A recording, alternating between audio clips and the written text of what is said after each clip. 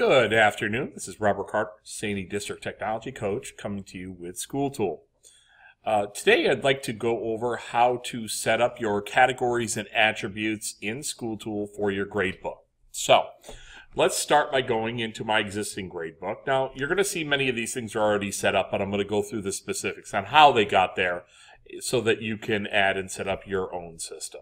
So let's go into the gradebook.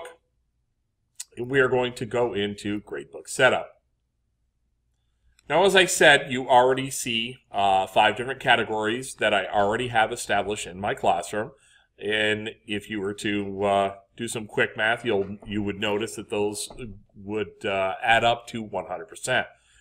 So as you set up, I want you to make sure that you have your averaging method out to percent and category weights are fixed. So when you go to add categories, we're going to hit the plus sign. Now, let's add one. Let's call it tests. Test quarterly final. Let's give it a 20% weight. And for the most part, we're not going to use the drop low, so we're going to leave that at a 0. Now, when I go through and save this, we are going to get a warning on the next page, so be prepared for that. Now, warning, category weights do not add up to 100%. Technically, that put us at 120% because of my existing categories.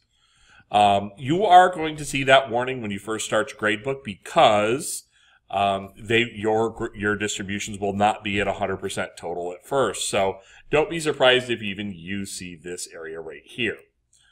Okay. So let's take a look at attributes. It's going to be important that you set these attributes up because there are different things that you will have to mark in your gradebooks. So let's go into attributes. And as you see, I have existing attributes in my gradebook already. Exempt, incomplete, missing, and late. And the short name that'll come up in our video about how to maintain your gradebook and what will happen as a result. So let's go take a look at how I would put one of these in. Let's put a different one in for late. So we're going to call it late 2. We'll call it LT. Let's do a point adjustment of 10 points. Now, just like our categories, we're going to go ahead and hit save. And you see, I have a new attribute that I'll be able to use in my gradebook.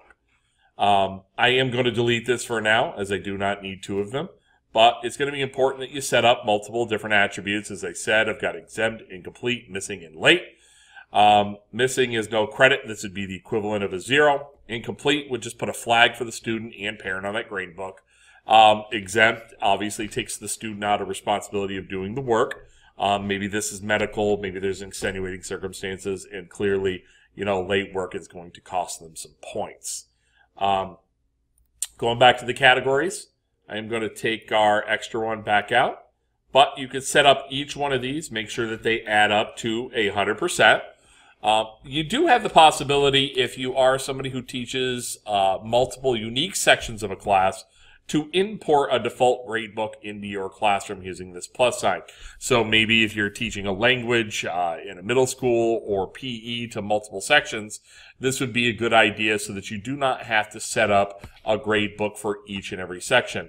Myself, I only have 2 sections to set up, so it was pretty easy just to hand input them.